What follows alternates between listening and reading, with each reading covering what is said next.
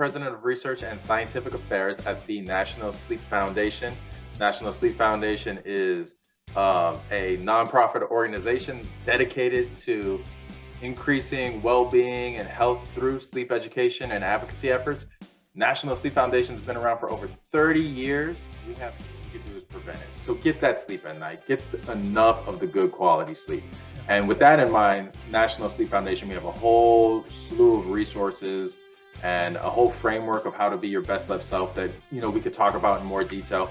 I also think that people should just be aware of the warning signs of driving drowsy. I think sometimes, especially people who drive a lot, might confuse boredom for drowsiness. Do any of those things work? We hear about coffee. There's caffeine pills on almost every truck stop counter. I don't want anybody to take drugs. I never took those. I stayed away. But what a lot of people fall into that. Does that work or does that not work? As far as getting coffee or whatnot.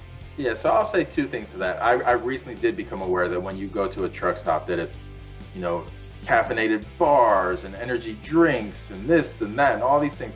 Okay, and so perhaps if you just need something to get you half an hour down the road, maybe. But here's what I'm going to say. Is there any tips to kind of getting your mind to shut off that you may know of in your studies? Yeah, definitely. The first thing I'll say is that there's external distractions and stuff like that. That's where even just, the old school, old fashioned earplugs might come in handy.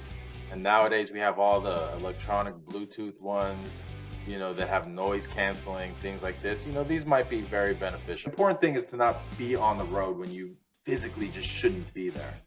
Right.